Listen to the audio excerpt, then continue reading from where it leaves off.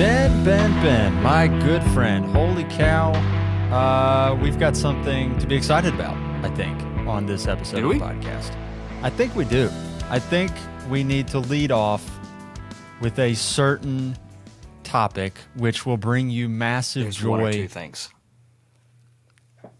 It is one specific thing that the boogeyman has been fired by your Atlanta Falcons. Arthur Smith is gone, and we can rejoice now as fantasy managers.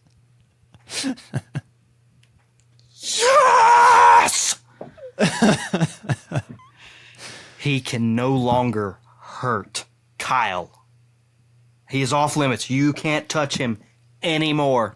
He's not yours. He can't hurt. He's mine. There's no more Kyle Pitts pain. He's no mine. more Bijan Robinson pain.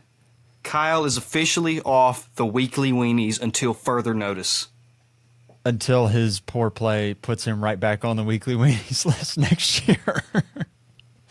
We'll At see. least there won't be the Arthur Smith excuse anymore. At least it's all right. If he sucks next year, that's on me. I missed on Kyle Pitts. Well, the Falcons missed on Kyle Pitts too. It wasn't just me.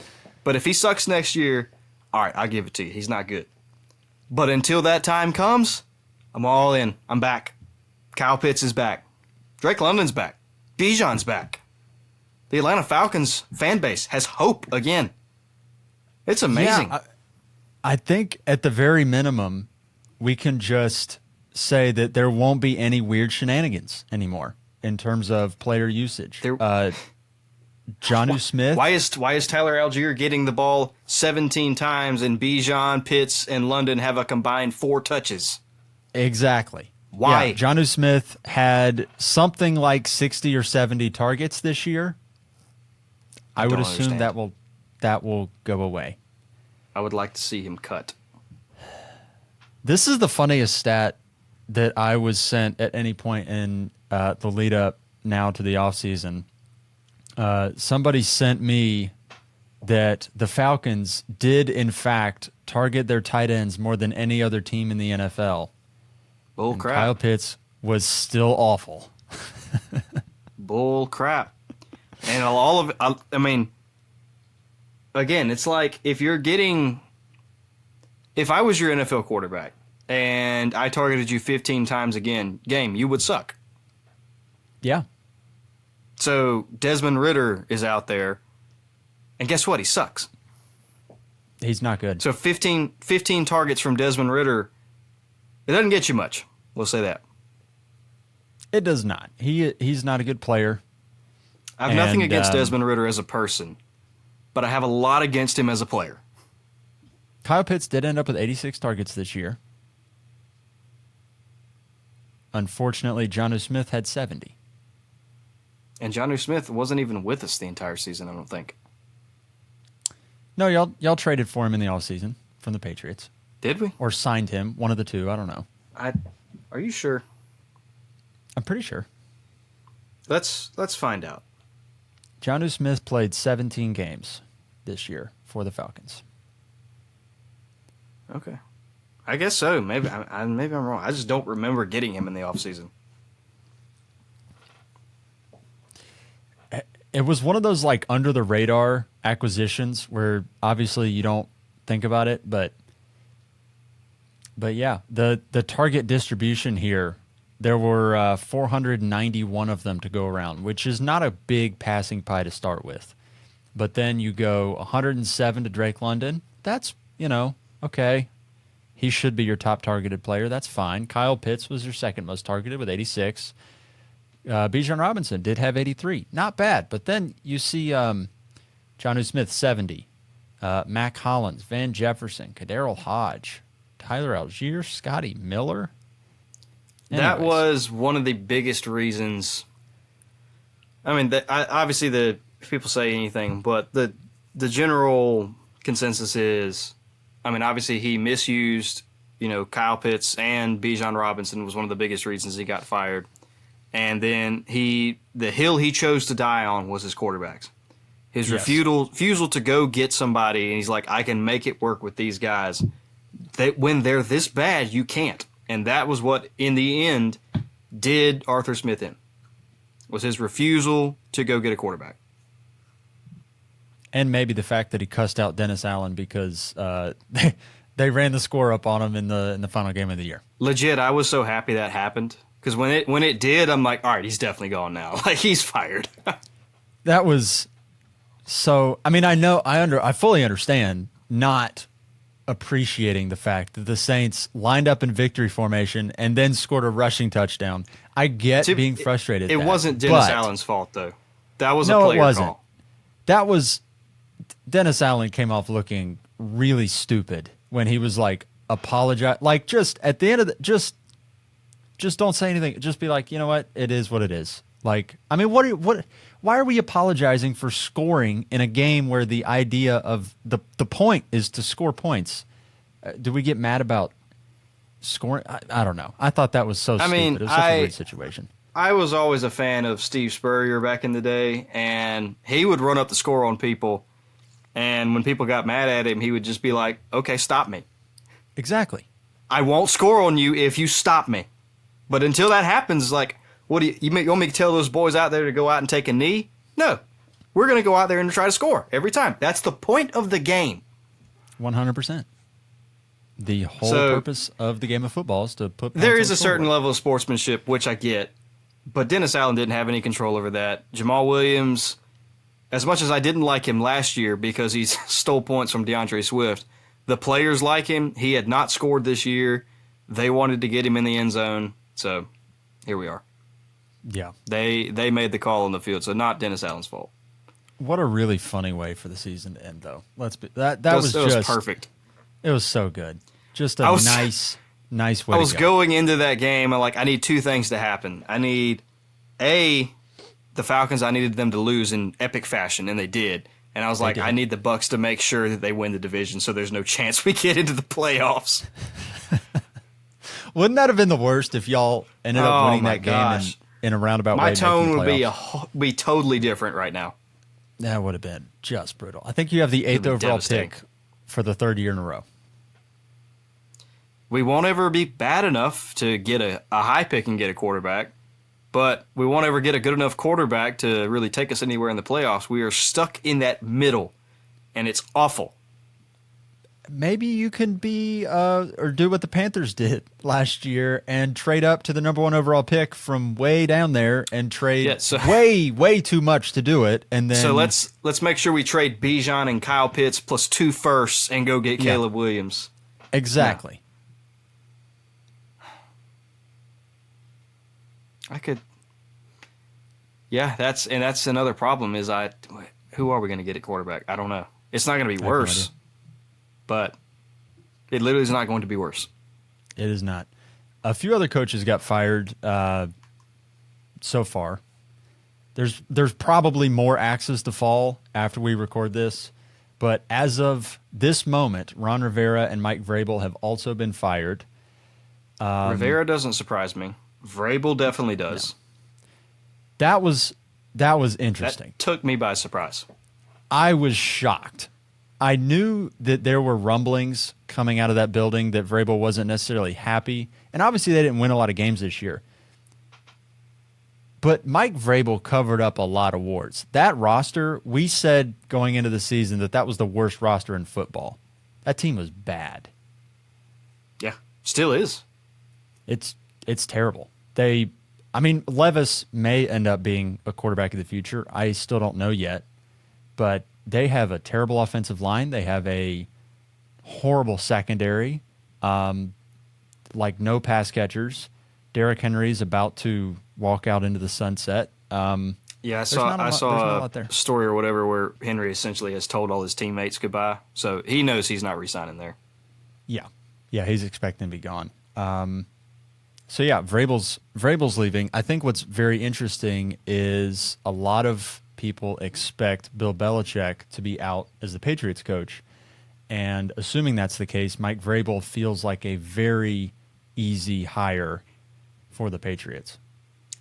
I'm not really a betting man. I will say that right now.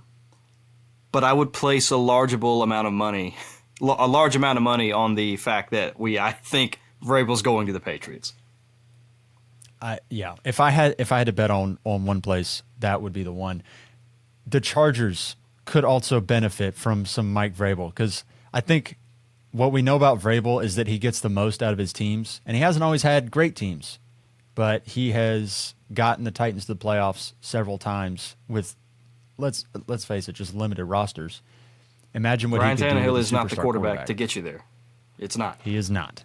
He is Justin not. Herbert So, is. Herbert can get you there if you can stop all the goofiness. So yeah. Who do we think replaces these guys?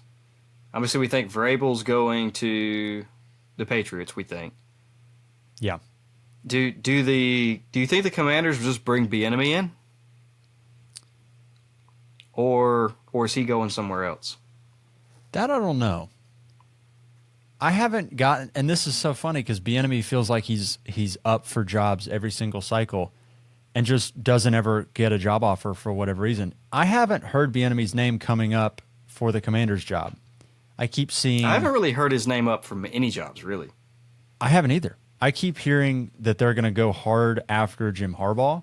I keep hearing Vrabel as well. Ben Johnson. I think for whatever reason, Bieniemy doesn't come up in that list of the top guys. I think the clear top three right now for whatever it's worth seems to be Jim Harbaugh, Mike Vrabel, and Ben Johnson in any specific order. I have, and this is a bold prediction, so do not take this with a grain of salt, people. This is not a thing I'm saying will happen, but like I said, bold prediction. I saw something a few days ago where it was somebody talking about how Andy Reid isn't far from retirement. Potentially, he could retire even this season. Nothing confirmed, but they said he could. He's thought about it. And so my bold prediction is if that happens, Bieniemy is going right back to the Chiefs. And maybe he knows something that we don't. And this may have been his plan for a while now. Again, bold prediction, but I could see it happening. Yeah. Also, Bill Belichick. I don't know if he'll actually get the axe or not, or if he'll remain. Seems like a major question mark kind of looming over a lot of other potential coaching carousel moves is whether or not Bill Belichick ends up getting out. Because I've seen the Commanders would be very interested. The Chargers. A lot of teams are going to be interested in Bill Belichick. Yes, his name is going to carry a lot of weight. I have also seen the Panthers. Panthers are so funny. They're not going to be able to really get anybody to have interest in that job. So they're like, yeah, we'll go get Bill Belichick. Well, what if Bill Belichick doesn't even want to go to the Panthers? What if he doesn't leave the Patriots, period? Yeah, what if he stays? What if they're like, they come and work things out, figure it out I don't know. Who knows? The Panthers are such a disaster right now. It's not even funny. They're bad. But the beauty of the NFL is that if you play your cards right in any given 2-year window, you can figure it out. We'll see. But right now, their cards are bad. The deck that they have been dealt is rough. Whew. Yeah, we'll see. We'll see. The national championship happened last night. Michigan beat Washington in, I guess the final score is pretty convincing fashion. I think it was like 34-13. It wasn't that big a blowout most of the game. They kind of pulled away in the fourth quarter. It was not. This game was definitely in doubt in the fourth quarter. Michigan's offense really didn't get anything going for, frankly, outside of the first couple drives when Donovan Edwards ripped off massive runs and scored. Outside of those two runs, they didn't do hardly anything until the final couple drives in the fourth quarter to close it out. So it was a very interesting game. This isn't a college football podcast, but we figured it would be worth decompressing a little bit on some of these players that are going to soon become fantasy assets. Michael Penix, J.J. McCarthy, Roma Dunze, Blake Corum. I don't know. Do you have any overarching broad strokes thoughts on some of these players? Maybe especially if anything has changed in your mind about some of these guys after the national championship. A little bit, and less so with the Michigan guys. I really don't have any interest in any of them. I don't think that McCarthy is that good. I don't think Blake Corum's that good. It just is what it is. I still like Odunze a lot. He's still my wide receiver 3. I still think he's potentially a top 5 pick in Superflex leagues. Obviously landing spot depending, but yeah, I'm a big Rome Odunze fan. Like, he's my clear wide receiver 3. The top 3 receivers in this class, I think there's a break after Odunze.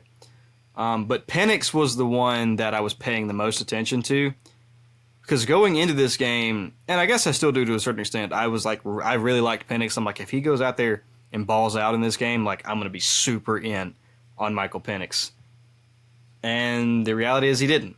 And part of it was, I mean, I don't know if it was the stage. He missed some kind of really easy layup shots on some throws. He was also under more pressure than I think he's been under the entire year with Michigan. He was up against a team that could out-physical you, which they haven't really faced a lot of this year. So that plays into it. I still think Penix is a first-round pick, but I was thinking he was probably pushing towards a top 5 to 6. Potentially I could see somebody jumping up and taking a shot out of him. I don't know now. Maybe he falls out of the top 10. Maybe he doesn't. I don't know. But I think I thought he could be pushing Drake May as far as my own favorite prospects. I think he fell out of that last night. He definitely did. Michael Penix was really interesting because I have not gotten into, I haven't watched film on all these players yet. So a lot of these reactions to players they're swinging, they're wide ranging as we start to slowly dive into dynasty season. And since we had Penix playing games right now, there was obviously a lot of hype surrounding Washington and their season. And after he completely carved up Texas, it was like, all right, this is a ball placement specialist. He's a potentially a fantastic, accurate thrower of the football. And the hype train, it got rolling a little bit after they made it to the national championship. And then, of course, they ran into the brick wall that was Michigan's defense, and things sort of fell apart. I think what's interesting with Penix is there was a range of his ability that I was hoping it would end on the higher end. I was hoping he would play better against Michigan. The range for me was he could be anywhere from like a Tua Tagovailoa sort of player to a C.J. Stroud sort of player. And by that I mean a very accurate thrower. But I think there's a difference. Like C.J. Stroud, Joe Burrow even, you could put his name in there.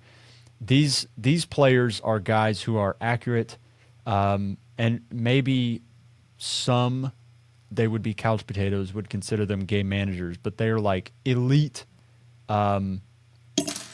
managers of football games, where like they move the team forward. The team revolves around them, I guess, but they're not like crazy athletes doing ridiculous stuff. I mean, they're quarterbacks. They played the position traditionally. They're very good at it. Tua Tagovailoa is on the lower end of that spectrum, where he needs a bit more help in order to succeed. At least I perceive him that way, where if you give him weapons, he's really good. If you protect him, he's really good. But if he's uncomfortable, he's not great. Whereas I think guys like Burrow and Stroud can still deliver when the pass rush is in their face, when maybe they don't have all of their weapons. So I think Penix comes in more on the Tua side of that, where he needs things to be moving in the right direction for him to move in the right direction. I don't think he tugs the team along with him. I think he goes as the team goes to a certain extent. And a lot of that will play out just based on where he gets drafted, what sort of coaching staff he gets drafted to, what sort of situation he ends up in. But yeah, I mean, he's still potentially a really good NFL player, but I think as of right now, I don't think top 5 pick is going to be the reality that we see for Michael Penix. I mean, depending on, how he does in pro days and combines, plus all the other scouting stuff, film breakdowns, I still probably won't mind him at 8 to Atlanta, realistically. Yeah. I mean, there's going to be a lot of NFL teams. I say Tua as like a little bit of a knock, but still, Tua's a very good NFL quarterback. Like, I do think Penix is going to be a really good NFL player, but he's going to be a bit more subjected to his situation than he is a player that goes in and changes the situation. Yeah, it was crazy. You and I were texting each other earlier today. Like, he looks like Tua, and I was like, "Is it just because he's a lefty?" Like, no, he just plays like Tua. He plays a lot. He's very like Tua. accurate, but I mean, he's not. He's just not a.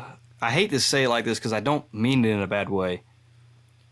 But like their just playmaking ability isn't to the same level of some of the other guys. They're good, don't get me wrong. But you take Tyreek Hill away from Tua Tagovailoa, and bad things happen.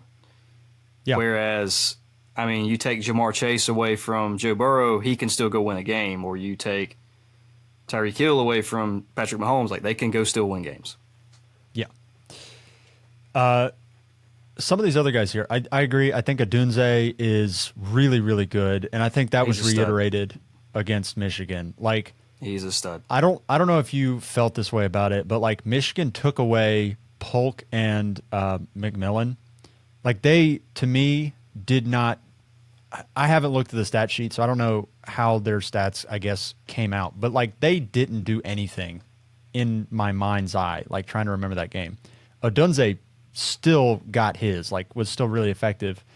And he had a couple plays where there's that long ball in the first half where if Penix hits him, that's like a touchdown, a 40, 50-yard touchdown. There was a 30-yard catch that was called back due to a penalty. Odunze could have had 150 to 200 yards in that game. And it didn't work out that way. But in the end, he still had 5 catches for 87 yards. Yeah. And it could have been. He still had a good game. And it could have been a very, very, very good game against a great defense. So Odunze's he's great. He's JJ McCarthy, I think he could be a top 10 pick. Oh, for sure. I definitely think so, depending on how he tests. JJ McCarthy, I think, is the other one. I think the jury's still out on Blake Corum. I don't know. I don't care enough at this moment in time to really get into Blake Corum. But I think McCarthy's interesting because I have legitimately no clue what to do with him at the next level. And again, I haven't watched a ton of film on him. I haven't been a fan of him the past couple of years at Michigan. He just doesn't strike me as a guy who can take over a game. And meaning, what I mean by that, like if the rubber hits the road and he's got to go down there and win a game, I just don't know if he's that guy. He only had 10 completions last night. Now, granted, Michigan ran for 300 yards, but it's a national championship. He only had 3 completions or 10 completions. Yeah, he benefited, and I think also this is going to be his detriment as we evaluate him as a prospect. He benefited from an amazing football team around him where they didn't need J.J. McCarthy to be the engine that moved them forward. They just had a really great running game, a really great offensive line, and a really great defense. They just choked people out in so many football games. They were not a team that went and scored a bunch of points, and that was their MO. They were a team that just shut you down, that took away all the things that you do well, ran the ball down your throat, and just killed you slowly over 4 quarters. And that just doesn't create a scenario where J.J. McCarthy has to do a whole lot. And so what that means is as we're evaluating him as an NFL prospect, we don't know what he can do because he never really was asked to do a lot in college. So, like, he could be great. And I have no idea because I've just never seen him push to the brink I'm where looking they at said... you look at some of his stats and in the big wins, and this is, again, it's not necessarily his fault because of what Michigan was as a team. I mean, they ran the ball and were very physical, but he threw for 60 yards against Penn State on like 8 attempts. Whiz. He threw for, I want to say it was like 148 yards against Ohio State because they didn't have to. Grief. Like against Iowa, a big game, he threw for 147 yards. Like I haven't seen him have to be the guy. Like even with Penix, like I've seen Penix have to do it. Have to go out there and throw for 400 yards. Again, not necessarily saying like everybody has to be like, if you're not a quarterback who throws for 400 yards a game, I don't want you. But like I haven't seen him once win a game. And like when I say that, like he hasn't had to be the guy to do it. Yeah. So yeah, for that reason, I just am not that high on him because I haven't seen it. Yeah. And all that to say, he could prove us really wrong. But I think it's one of those things where like we're just cautious because we don't know. And like testing numbers at the combine are not going to tell us how good McCarthy is. What tells us how good McCarthy is game tape. And there is nothing on his game film that says this is an elite, without a doubt, stud quarterback. Like I haven't seen that. And it's not his fault. It's just not there. The thing is you're not going to either. Yeah, That's the you're problem. never going to see it. You're not going to know until it gets into the NFL and we see him. And that's a coin flip. I really have no idea. And so somebody's will take a chance on him, but like I don't know where that one goes. Yeah. I don't want him in Atlanta. I will say that. I would not want him either. I would not want him at 8 at all. That one's scary. I would rather have Bo Nix. I'd rather have Penix. Likely you're going to Jaden Daniels. I'd rather have him too. Oh gosh, I'd rather have Jaden Daniels. And I'm not super high on Jaden Daniels. Of course, he could go and prove me wrong like Anthony Richardson did, so we'll see. He definitely could. Okay, this is a where we were right, where we were wrong episode, and we've just spent like 27 minutes talking about other stuff. But there's a lot of stuff going on around the league. There's a lot of stuff going on right now. This is where we were right, where we were wrong, just sort of looking back at the 2023 season and basically trying to see were we way off base on a lot of our takes this year? Were we on point? This should be a short section. Because we weren't wrong. section? Yeah, we were never wrong. So we just skipped through that. We honestly, I'll give ourselves a little pat on the back. I don't think we say this to humble brag or anything, but we did not have like massive swings and misses. Let's put it that way. Not too bad. And I think we really do this just to have some transparency with our process, why we said what we said, and if we missed, try to explain why we thought what we thought going into the season. And if we hit, maybe we get to celebrate a little bit, but I don't think it's really to brag so much as just to be transparent with what we were thinking, what we are thinking, and why we've made some of the calls we've made. Yeah. So ready to get into it? We shall. I'm gonna eat some crow really quickly here. It was the call we put heard around the world. We put I one guess. of each of these. One of each of these in here. This was one of the ones where I Yours was is very, worse than very mine. wrong. This was bad. I had at one point in the offseason Michael Pittman ranked as my wide receiver 47 going into the season. That was really bad. I believe in that episode I screamed at you.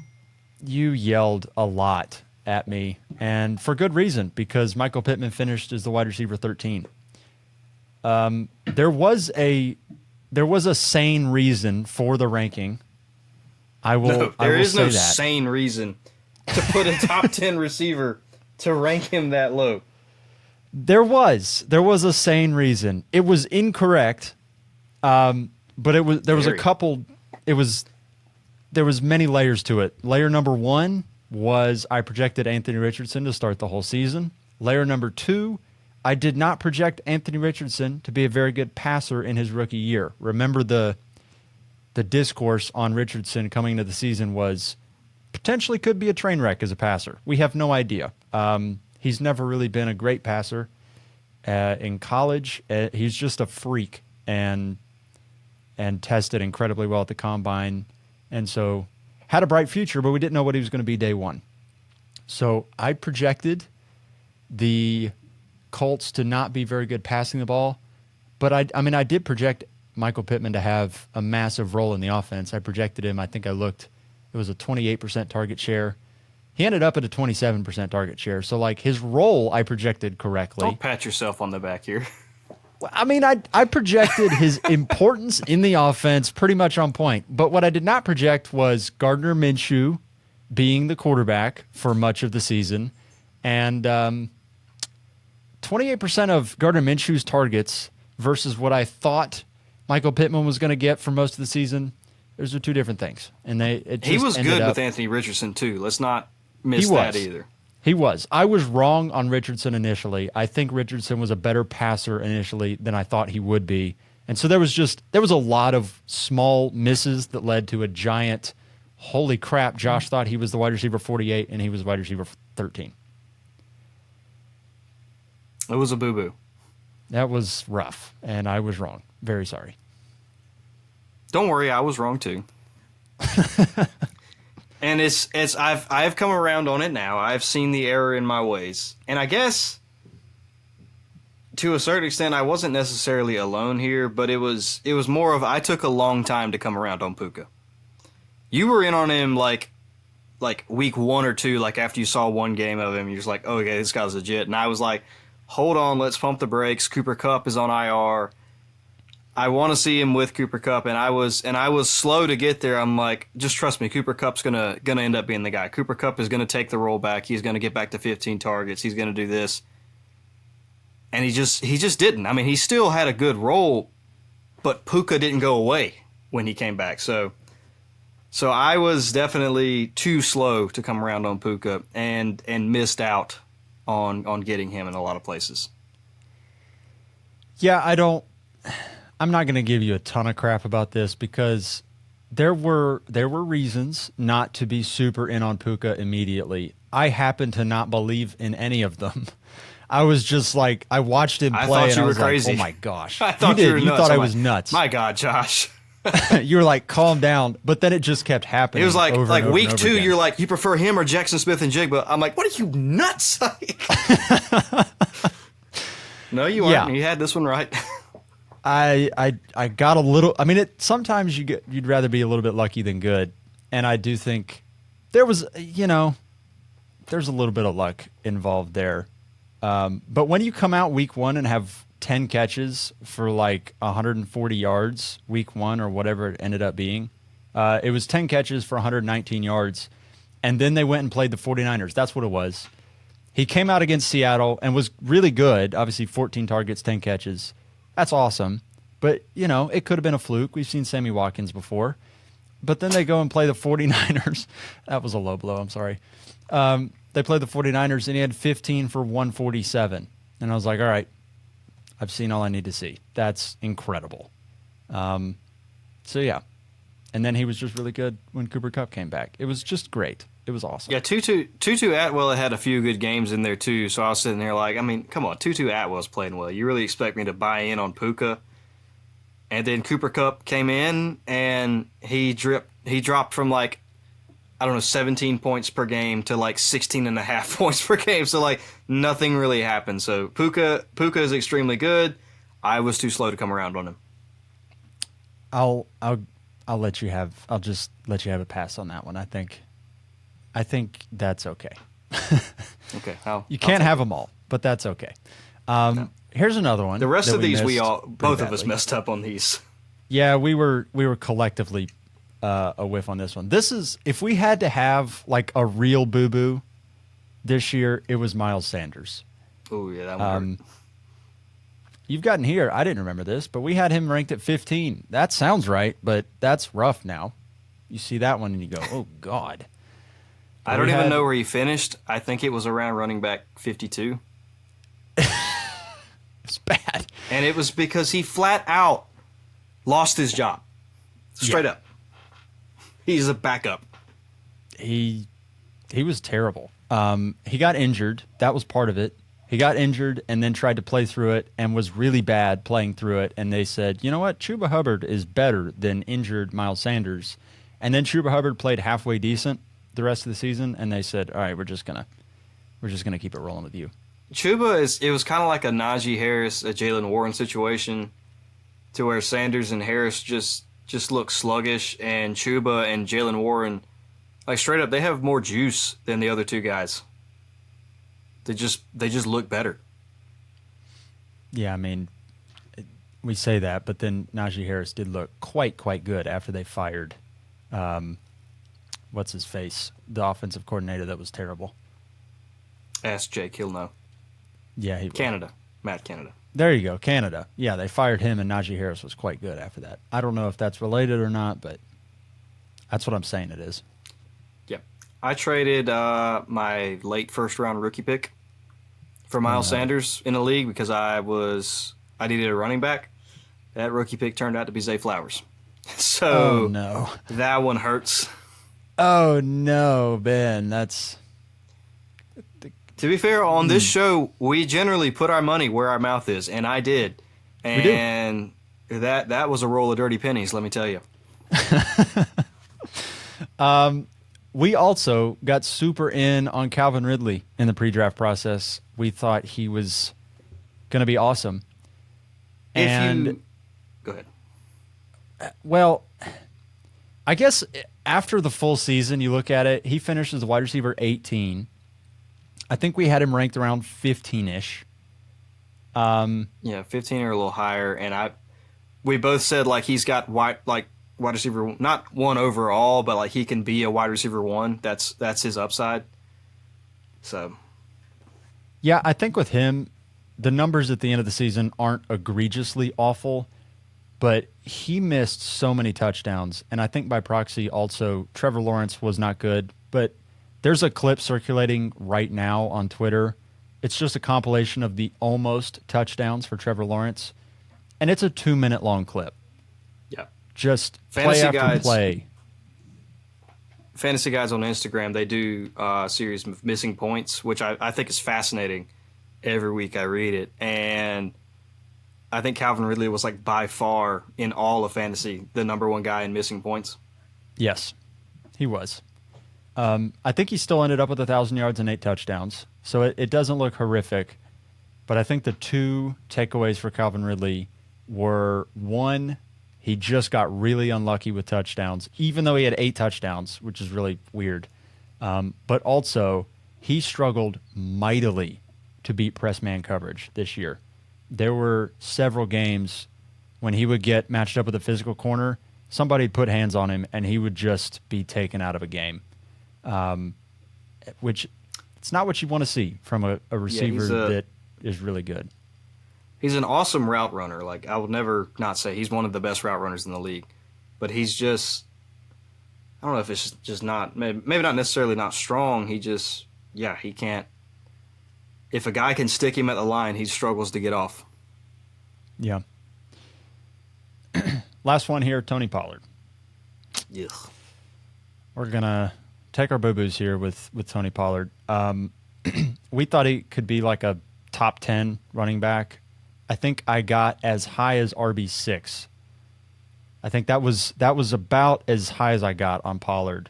I don't remember if that's where I finished right before the season started, but high. I was high on Pollard, thinking Zeke leaves. Pollard's been so efficient for these 3 or 4 years. You give him more work, that means good things will happen. He got more work, good things didn't happen. He's just not that good. I don't know. I think it's very interesting. I think he might be a bit of the Jalen Warren situation, and I don't know if this is true or not.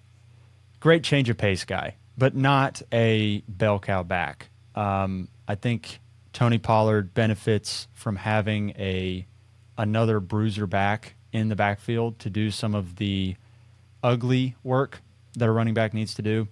I don't think Tony Pollard's built for that kind of stuff. I think he's built to be a lightning to somebody else's thunder, I think.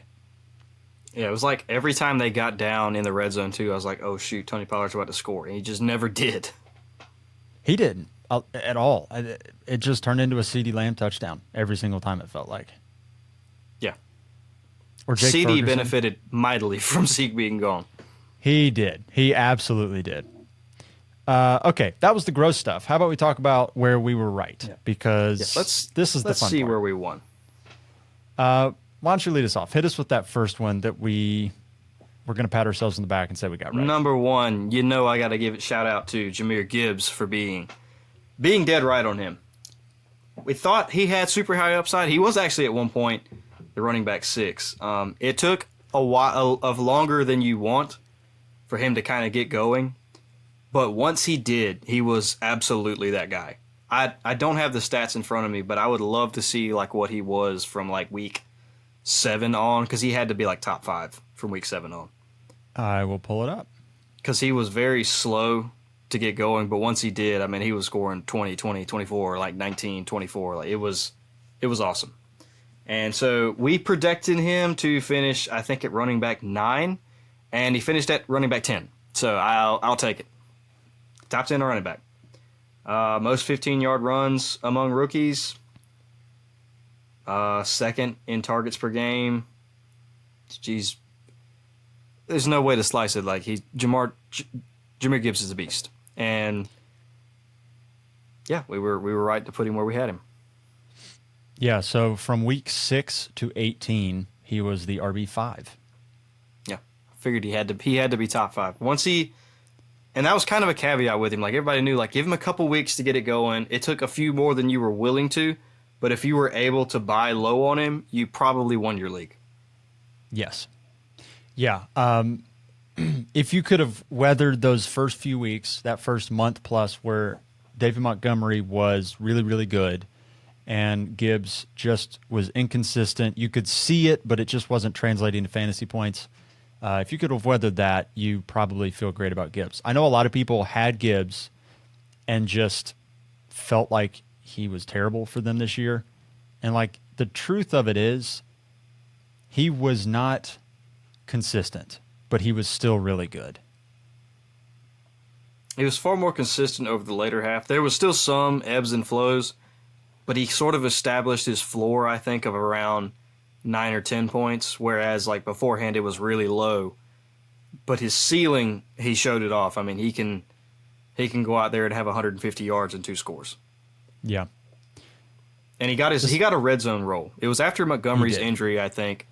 And then so he obviously had the full workload, was awesome those 2 weeks. And that was when the Lions coaching staff was like, all right, he's ready. Let's feature him. Yeah. We also got TJ Hawkinson right. I'll give you more flowers on this one because he was one of your my guys. You were very, very love in on TJ TJ Hawkinson. And you nailed it. We nailed it. You nailed it. TJ Hawkinson finishes I'll the take tight it. end too. He was great this year. I think you could make the argument TJ Hawkinson, maybe outside of Sam Laporta, probably over Sam Laporta, was the best fantasy football tight end this year. Yeah, I think part of it was T.J. Hawkinson got hurt late in the season, busted up his knee. Very sad about that for my dynasty teams where I had him. But banged up his knee, so we'll see how he does there. But he was, I want to say, the tight end 1 before that. He was. I know Laporta was catching him, but he was the tight end 1. So he missed the last 2 weeks. So that's where Laporta caught him. But still, I mean, he was awesome.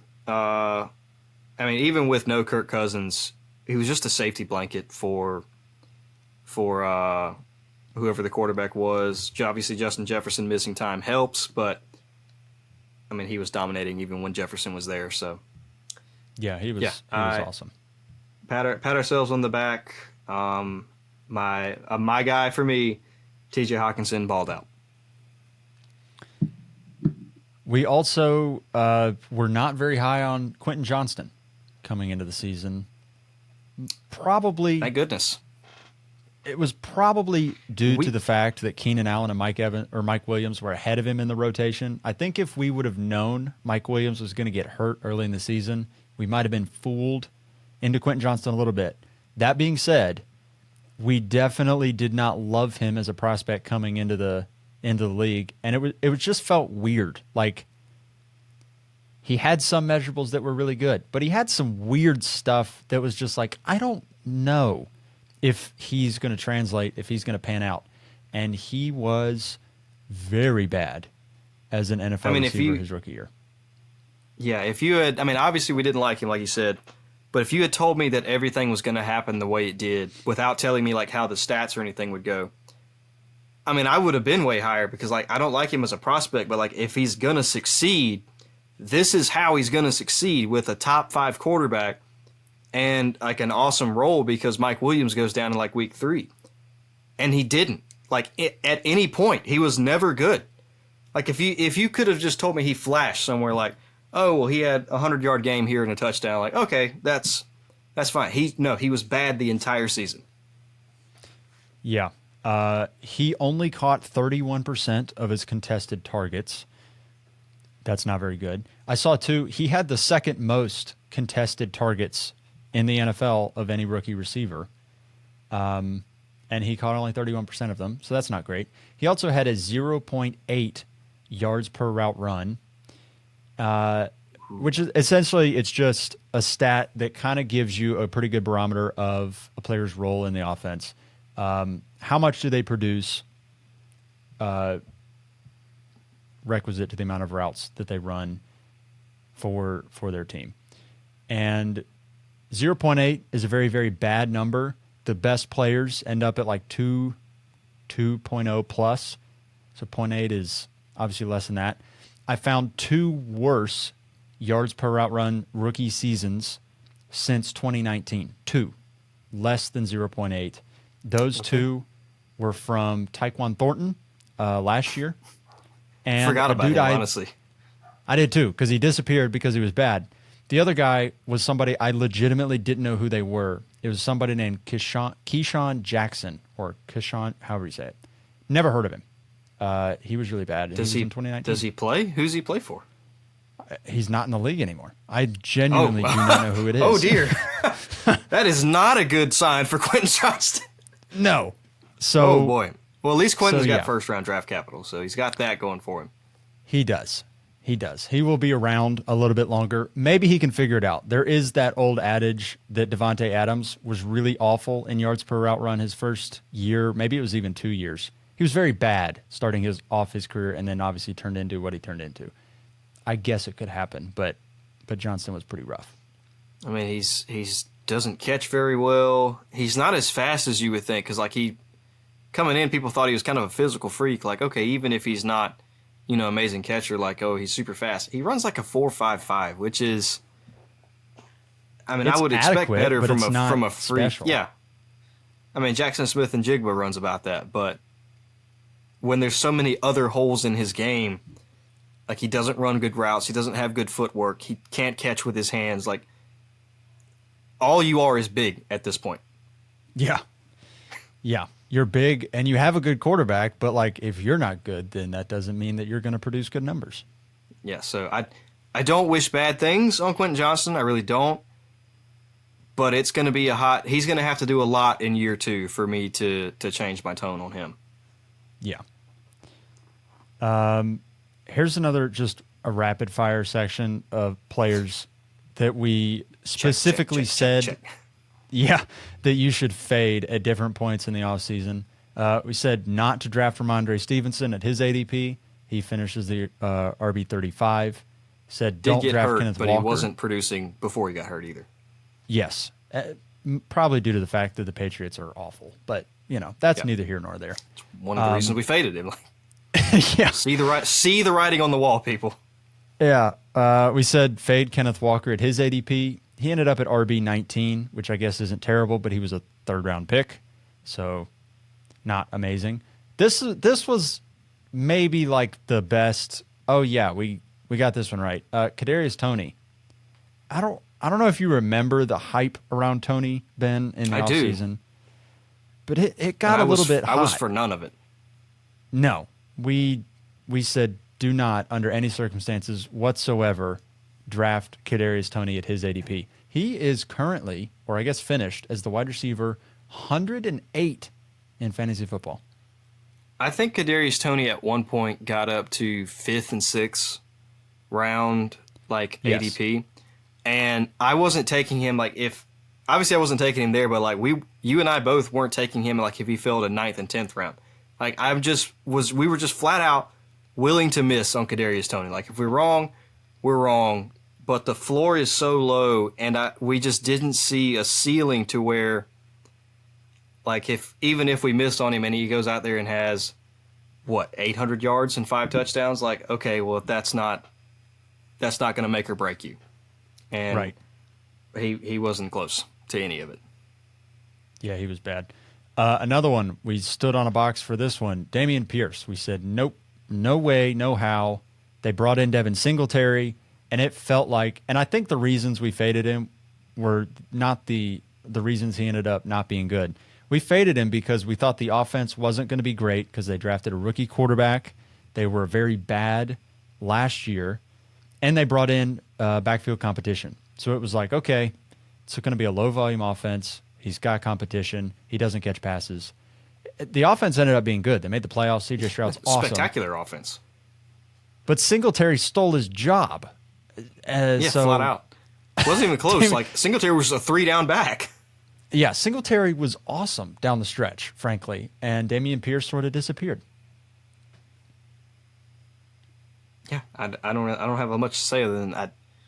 Yeah, we told you to stay away from him. He was going in like the 5th round. Like not touching him there. No. Last one here. This will be our final pat on the back, and we got David Montgomery right. We basically called him what he ended up being. Yeah.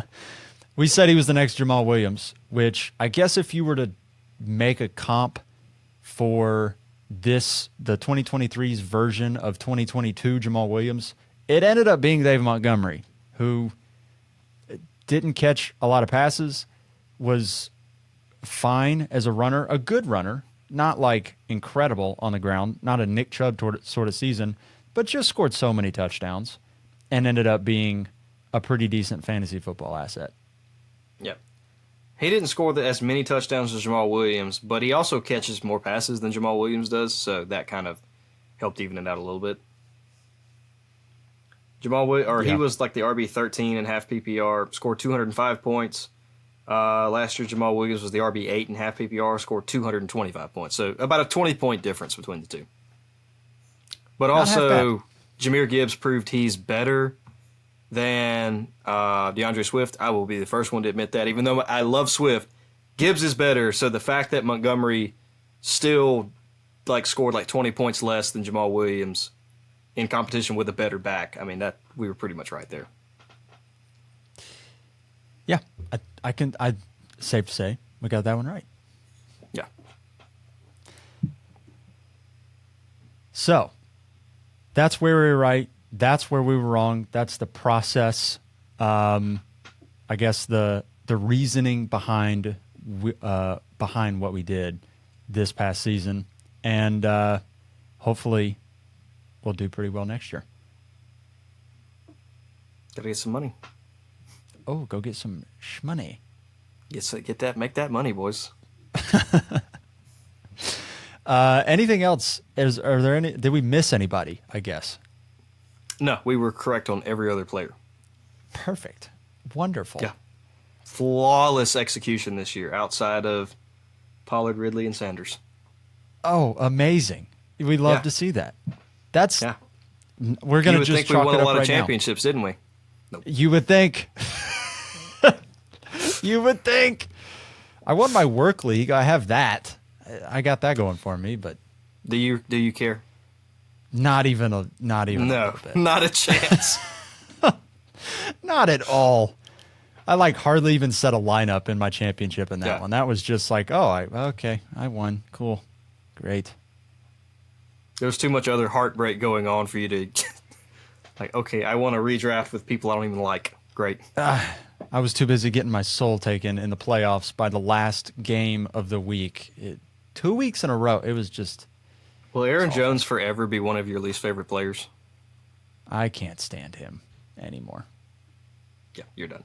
He did it to me so bad that it's a good thing Aaron Jones is getting old, because I will never be tempted to trade for him in a dynasty league, because I just can't stand him. He's done after this year. I think the ship has sailed on him, and for good reason. It'll just be nice not to have to see him in the opponent's lineup, because I just will grind my teeth. I don't even want to see your name on a roster, sir. Absolutely. That'll do it for this one. If you enjoyed the episode, please leave us a star rating and review wherever you're listening to the podcast. If you're listening on Apple, you can leave a review down there at the bottom as well. You can do that on Spotify. Subscribe if you're watching this on YouTube. There's a little notification bell if you go and click on our YouTube page there, and that'll let you know every time we post a video, an episode. If you want to talk fantasy football all offseason, we got a Discord. The link to it is going to be in the show notes wherever you're listening or watching. And we'll see you next week. What are we doing next week, Ben? What did we decide? I believe we will finally be putting a cap on the 2023 quote-unquote fantasy season. We will be doing our annual award show. We will be giving out awards to people who don't know who we are and will never care who we are, which is great. Some will be good, some will be bad. Hopefully it'll be a great time. We will be collabing with our buddy Landon Huell, just because he's a really funny guy, and he has a lot of great ideas for this stuff. So very excited about that. We'll be capping off the 2023 season, and then getting into Dynasty after that. Heck yeah. I love the award show. It's one of my favorite episodes of the year. I'm excited. It's slept on because it's after the season's over, but the award show is always so much fun. Y'all may not like it, but we're sure having a good time out there.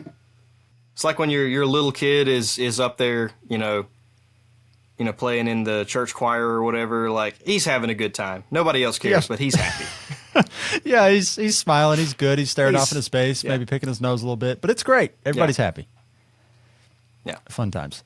We'll see you next week. Have a good one, everybody.